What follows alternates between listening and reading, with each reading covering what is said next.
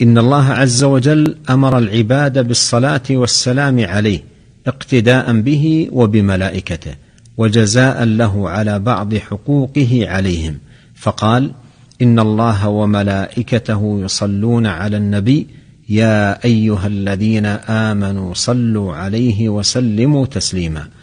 وكلما ازداد المرء بصيرة بشمائله وقوة في معرفته ازدادت صلاته عليه وحسنت. ولهذا كما يقول ابن القيم رحمه الله: كانت صلاة أهل العلم العارفين بسنته وهديه المتبعين له عليه خلاف صلاة العوام عليه، الذين حظهم منها إزعاج أعضائهم بها ورفع أصواتهم.